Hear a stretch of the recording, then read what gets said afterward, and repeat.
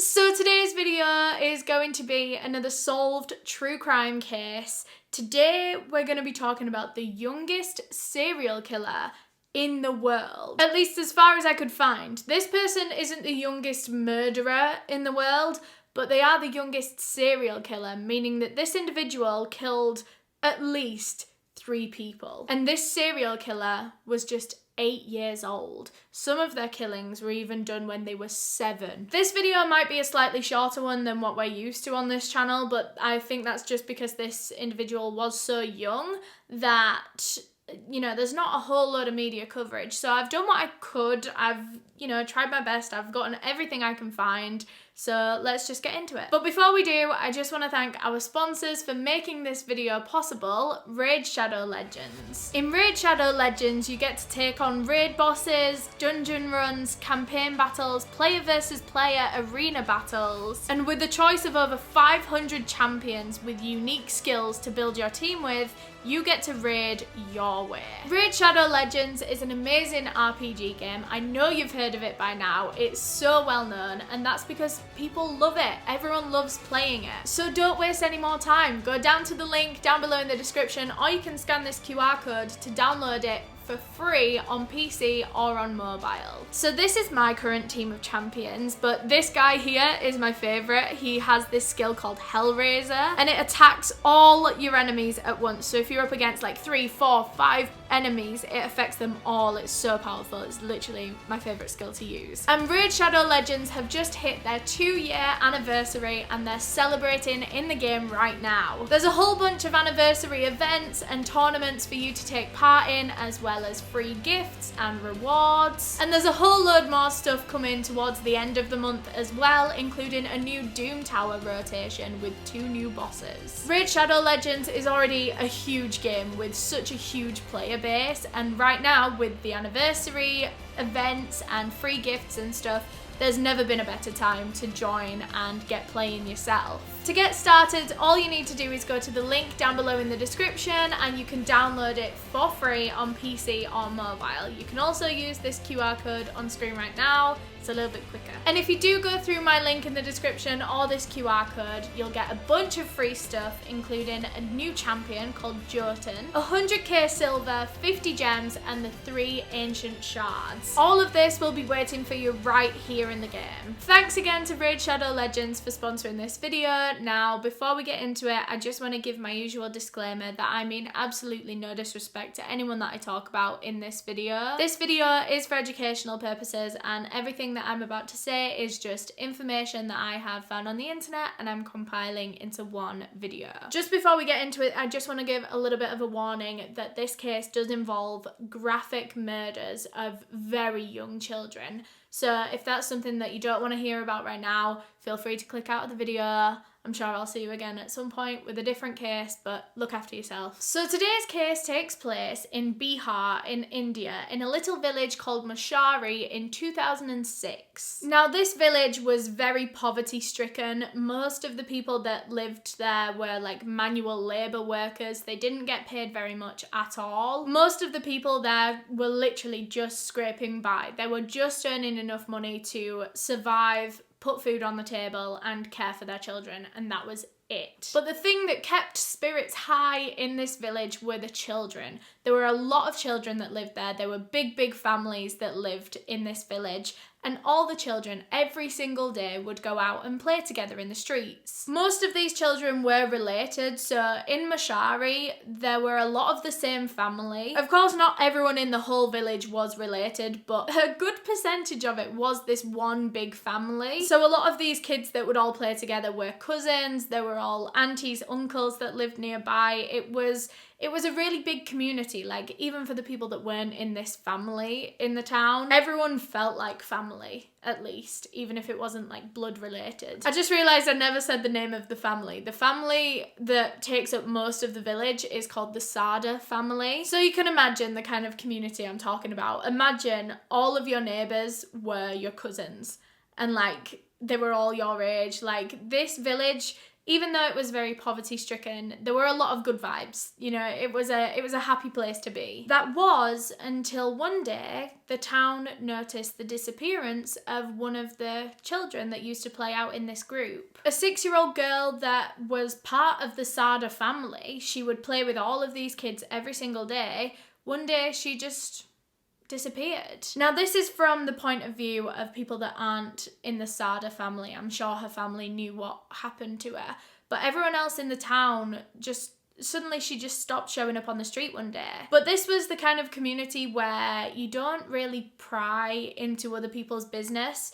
So if a child has gone missing, you're not going to go up to their parents and ask because you don't really want to bring that up to them. I don't know, people in this village just kind of got on with things. They understood that the Sada family were probably dealing with some kind of loss, and so no one ever really brought it up. No one asked where she'd gone. And around that same time that this 6-year-old girl went missing, another woman in that village, in the Sada family, gave birth. This was another addition to the huge family that already lived there. It was a little baby girl. However, a couple of months later, that baby also disappeared. So now the townspeople are very confused. You know, this wasn't just one child anymore. This was 2, and this was a newborn baby as well. This little girl had been the apple of her mother's eye. She worked from home, did the mother, so that she could care for her newborn baby. But suddenly it's gone. And there seemed to be no explanation for it either. Her family said nothing to anyone. They didn't explain where she'd gone. They never even mentioned her ever again. Her family weren't crying. I don't know, it seemed really strange to the other villagers. People began to wonder what was going on in this family. I mean, 2 young girls going missing in the space of a few months. But again, no one asked, no one wanted to pry or push or ask any questions. They were staying respectful. That was a sign of respect. Then one day in 2007, another little girl goes missing, another infant, another girl from this village. But this time she wasn't from the Sada family. This little girl, well, I mean, she was 6 months old, so she wasn't even a little girl yet. She was a baby, still a baby. Her name was Khushbu, and that day her mother had dropped her off at the local primary school while she got on with like household chores and stuff. I think she was either a single parent or her husband was at work or something, and she couldn't take care of her new baby and, you know, take care of the house at the same time. So she dropped Khushbu at the local primary school thinking that she was safe, secure, cared for and supervised at all times. However, when her mother returned to the primary school later that day to go and pick her up, Khushbu wasn't there anymore. And her mother was worried sick, as any mother would be. She began frantically running around the town, asking everyone she could if they'd seen Khushbu, if they knew what happened to her. None of the staff had noticed her leave or be taken. Obviously, she can't leave by herself, but they hadn't noticed anyone come and pick her up. And so her mother was running around this village asking everyone that she possibly could, until she ran into a member of the Sada family. She explained to this member of the family what had happened, that her young daughter had gone missing, she can't find her anywhere, and this member of the Sada family had a feeling they might know what had happened to Khushbu. Along with Khushbu's mother, they phoned the police and informed them that they had a case of a missing baby girl, and they wanted to point police in the direction of a suspect. So when police arrived at Moshari village, this member of the Sada family took them over to the group of children that always played outside together, and this member of the family called for one boy in particular to come over. So this boy, who was just 8 years old, came running out of the group and over to the police. They asked this boy if he knew what might have happened to this missing baby girl, and he said that he did. So police sat this kid down for an interview, and I think they just went into someone's house, or they were still just sat outside on the grass, because they didn't expect this to be as serious as it was about to be. They expected this kid to just tell them that they'd seen someone run off with Khushbu, or they'd seen something suspicious in the area. But what this child said to the police was entirely unexpected. This 8-year-old boy looked the police in the eyes and said that he knew that this 6-month-old baby was dead.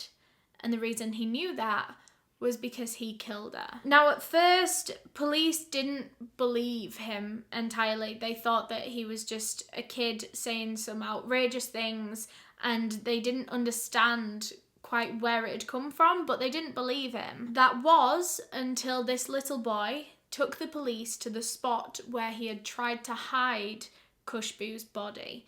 This was on the edge of the village. He dug a very shallow grave and buried her in there. The boy told the police that he'd taken Khushbu from the primary school that day. No one was around to see him take her.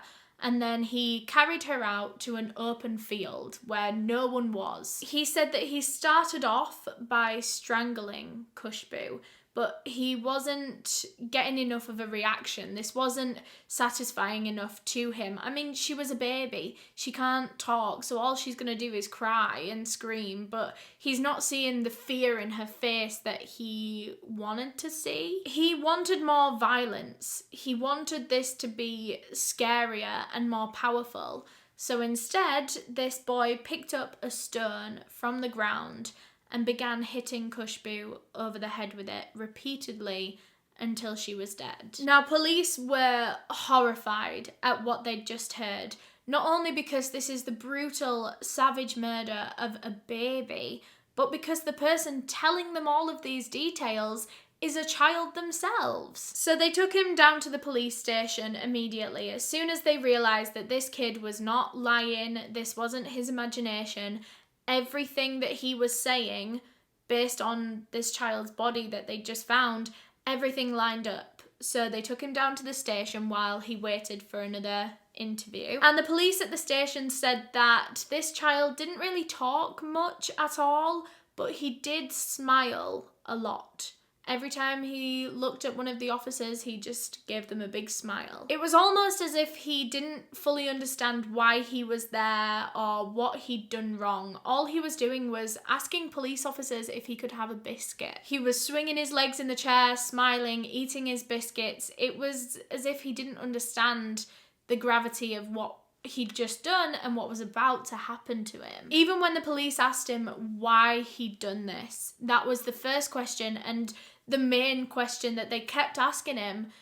He didn't know. He just looked at them and smiled. This young boy's name was Amarjeet Sada. He was an 8-year-old boy born in 1998 in the Begusarai district of Bihar, India. Some sources do call this young boy Amarjeet Sada, although most of the sources I found refer to him as Amarjeet. I don't know if it's something that's kind of gotten lost in communication of this case, with it being an Indian case and all of the sources and things being translated from Indian. I don't know if it's something that got lost. I believe Amarjeet is correct, but I just wanted to kind of put that in there just in case. Growing up, Amarjeet and his whole family were very poor. I believe the only person that worked in his whole family was his father, and even then he was on a very low manual labour wage. And this was a big family. He had a lot of siblings. His mother was planning on having more, continuing to have more babies. There were a lot of mouths to feed, and this wage just simply wasn't enough anymore. So when Amarjeet was 6 years old, the family decided to up and move to another place in hopes that the father could find a better job, a more well-paying job there. So they moved to this new village where this case later took place called Mushari. His father got a new job, again as kind of a manual labourer, farm worker, I think. And it didn't earn much more, it earned a little bit more, which meant that they could live a little bit more comfortably, but they were still relatively struggling to make ends meet, even with this newer, better paying job. I suppose if it's any positive in this situation, at least Amarjeet and his siblings didn't feel different to their peers, because this was a very poverty-stricken village. Pretty much everyone was on the same kind of wage. There weren't many rich people or even middle-class people. This was all a very working-class village, and all the kids kind of had the same life. His mother was a stay-at-home mother. She had a lot of kids, like I said, and I believe she just had another one at the time of this case, so she was run off her feet caring for all of these kids. But most of the time, the kind of older kids would spend most of the hours of the day out in the street playing with all the other kids and their cousins and their siblings. Like I said, this was a huge group of children that would all congregate in the street. Most of them were related. So that was Amarjeet's life. But going back to the timeline, going back to the day that he was arrested for Khushbu's murder, the way that he was found out for this murder, if you remember, was actually from a member of his own family. This person from the Sada family had told Khushbu's mother that they thought they knew who had done it, and they were the one that contacted the police, pointed them in the direction of Amarjeet. So how was it that one of Amarjeet's own family members knew, or at least had a hunch, that he was responsible for this? Well, Amarjeet Sada had a reputation in their village for being just a badly behaved child. He was mean to a lot of the other kids, sometimes even violent, like he would punch them and kick them if he didn't get his own way. He would steal as well. He was just generally known to be just not a very nice child at all. And this was something that the whole village knew about Amarjeet. But it turned out that his own family knew a much darker secret that Amarjeet Sada held. Those two girls that we talked about in the beginning of this case that seemingly disappeared from the village, they stopped playing outside on the streets. I'm sure you guessed it by now, but they didn't just disappear into thin air. Amarjeet Sada had something to do with it. The first girl to go missing was his 6-year-old cousin in 2006, which made Amarjeet 7 years old at the time, so he's even younger at this point. And it turned out that he had murdered her in pretty much the exact same way that he'd murdered Khushbu. He'd taken his cousin out to an isolated area away from the village, and he began strangling her. And he watched as this terrified expression washed over her face. He watched her as she tried to fight back. She was losing colour in her skin. She was really fighting for her life. And then just at the last minute, he didn't let her die. He took his hand away from her neck. She started gasping for air. She was getting her breath back. And then Amarjeet grabbed a rock that he found on the ground and began hitting her over the head with it. And then he killed her. So again, we're seeing a lot of the same sadistic behaviours in the way that he strangled her, put her in pain for a very long time, but he wasn't going to kill her just yet. He wanted to give her some kind of false hope, and then he was going to kill her.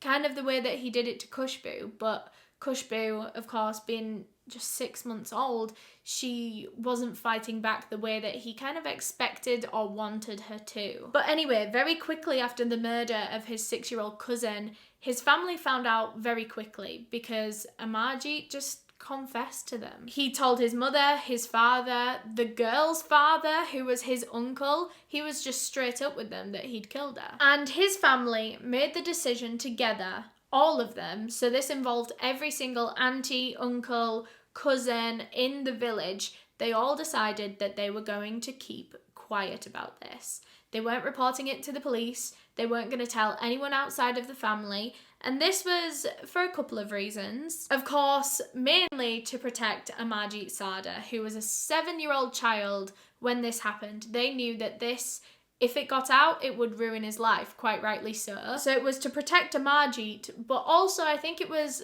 more of a pride thing as well. They didn't want other people in the village to know that their 7-year-old child was a murderer. It was a lot to bring on their family. If they were to go public about this case, a lot of people would have a lot of opinions about their family for a lot of different reasons. And so they decided to just keep it as a family matter. They never reported the 6-year-old girl as missing or murdered, so I don't think they ever declared her death. They just felt that it was their business. It was their family. It was, his child. And if he didn't want to report this to the police, then he didn't have to. He had the right to do that and to keep this private. His parents did punish Amarjeet for this. I don't know exactly what happened, but they did punish him for it, and he did say that day that he didn't understand the impact of his choices and his actions. He didn't understand that hitting her over the head repeatedly with a rock was going to kill her. and then he didn't understand the consequences of her dying. You know, at 7 years old, do you really understand death? This isn't a justification or an excuse. I'm just trying to explain kind of what his thought process might have been. At that age, you don't really understand death. You don't really understand loss. You don't understand greater consequences outside of just kind of your actions. It's like he didn't understand that killing her would affect more people than her. It would affect her whole family. It would affect everyone. So his family sat him down, they spoke with him, they punished him for this, and they moved on from this incident believing that Amarjeet now understood. But then a few months later, they were proved wrong when Amarjeet Sada killed again. This time it was his own sister. His own newborn baby sister. Like I said, his mother had a child just after they moved to Moshari village, and at this point, this little girl was 8 months old. This time, he said he approached her while she was asleep. His mother had put her down for a nap, and he went over and picked her up and took her out to an isolated area where he murdered her too. Again, I think it was the exact same sequence of actions. He strangled her for a while before eventually bludgeoning her and killing her. So this was his second murder in a space of like 6 months. And of course, there was no hiding this. His family, as soon as they noticed the baby was missing, they went straight to Amarjeet, and he didn't even try to lie. He just confessed that he'd killed his sister as well. And once again, their child, their family member, has murdered now a second person, claimed his second victim, but once again, they didn't report it to police, they didn't tell anyone. This secret never left the family because they said it was a family matter. But then months later, in 2008, when Amarjeet Sada murdered Khushbu, this time it couldn't be kept as a family matter because Khushbu wasn't his family, and her mother wanted answers, wanted justice. She wasn't going to just keep this private and protect her daughter's murderer. And that was why, on that day when she realised Khushbu was missing and she was asking everyone, that was why that member of the Sada family just knew it had to have been Amarjeet that was responsible for it. Because this whole time, his family knew that he was a child murderer and that he'd done it more than once and that he didn't have remorse in any capacity. He'd been punished, he'd been educated, he'd been, what more could his parents do to tell him that this was wrong? But he clearly didn't see it as wrong, and he continued to go about it. And on that day in 2008, Amarjeet Sada claimed his third victim, Khushbu being his third kill, meaning that he was now officially a serial killer at the age of 8. Of course, he's been seen by so many psychologists, psychiatrists, literally everyone wanted to study this young boy's brain, because at 8 years old, what kind of brain wiring must you have to become a serial killer? Especially because he was barely influenced by the world at this age. He committed his first murder at 7 years old, and they were all seemingly motiveless. He didn't do anything to these children. He didn't, get anything out of this. It seemed that he was just doing this just to commit murder. But why? Because he didn't seem to be influenced by anything. He didn't have access to a TV or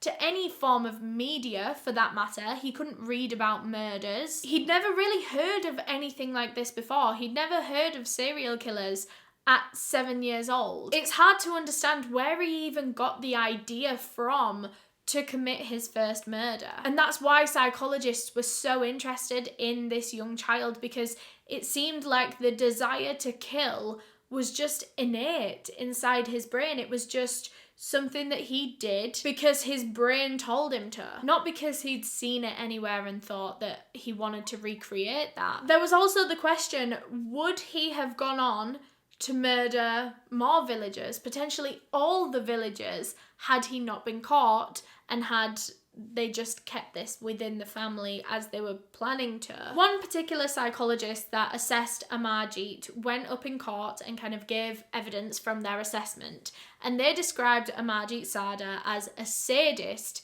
who derives pleasure from inflicting injuries.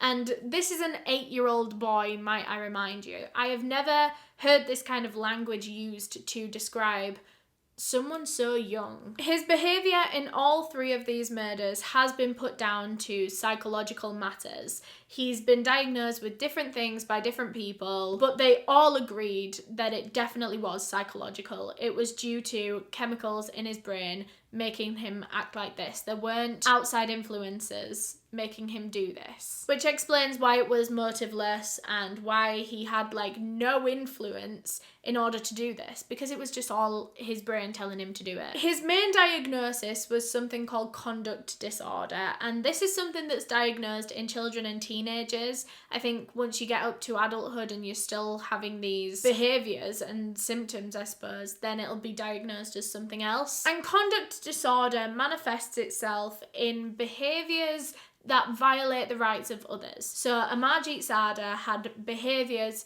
that quite clearly violated the rights of others. So this can be from relatively minor-ish things like breaking other people's property deliberately, just bad behaviour kind of things like that. Like you would think you had a badly behaved child, but not necessarily a murderer. But in severe cases of conduct disorder, this can manifest itself in violence towards other people and animals. A lot of children and teenagers with conduct disorder tend to commit crimes like theft and burglary, which Amarjeet Sada did. But the main idea is that all of these behaviours along this whole spectrum is that they were all committed, they all do these behaviours with the intention to harm someone else. So it's not breaking property by accident, it's breaking property because you want to upset that person, or, you know, violence and things like that. So due to Amarjeet Sada's age,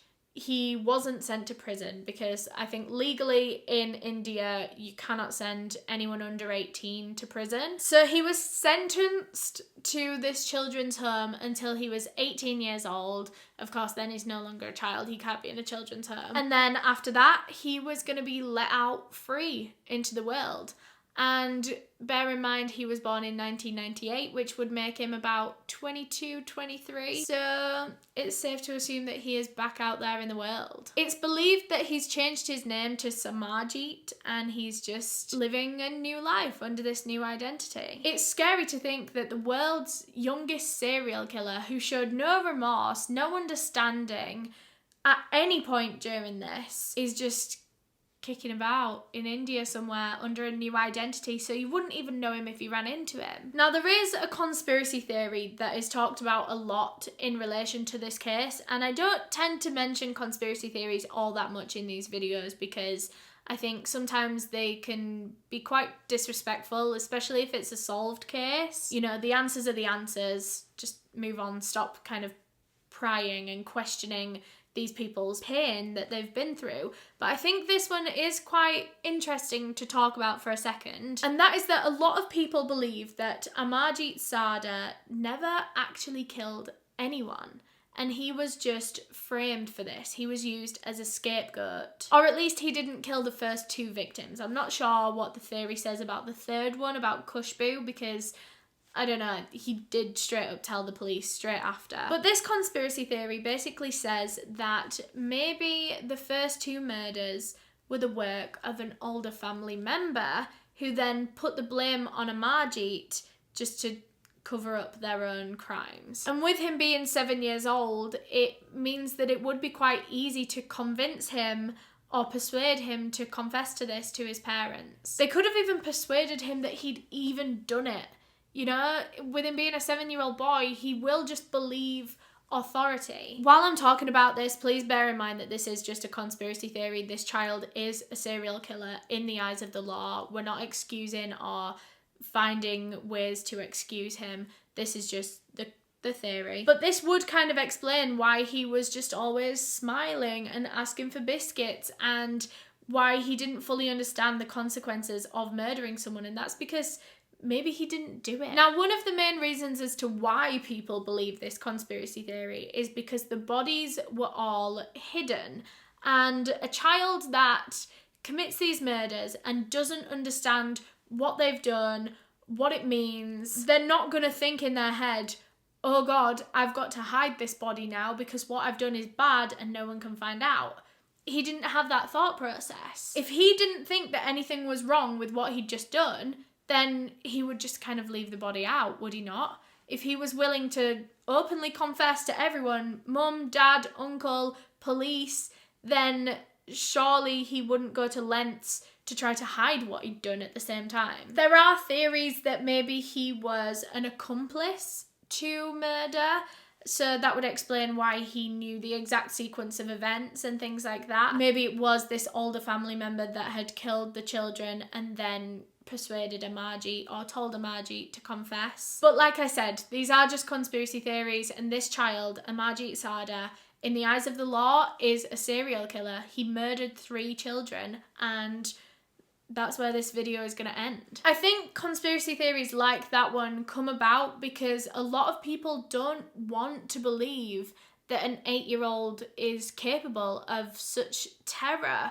especially against other children. Children killing other children is something that I think a lot of people struggle to wrap their head around because it's not a concept that you ever want to wrap your head around. Kids are innocent and they're loving and they're sweet and they're so new to the world that you wouldn't think that these thoughts even cross their mind. But unfortunately, in rare cases like this, sometimes it can, and I suppose that's one of the scariest things in the world, is knowing that even children that are supposed to have only love and pure innocence in their heart are capable of terror. But that is all I have for this video. Thank you so much for watching. Thanks again to Raid Shadow Legends for sponsoring this video. Remember, the link to download for free on PC and mobile is down below in the description. There's a QR code on screen right now. And if you do download the game through my link or my QR code on screen, then you will get a free champion named Jotun,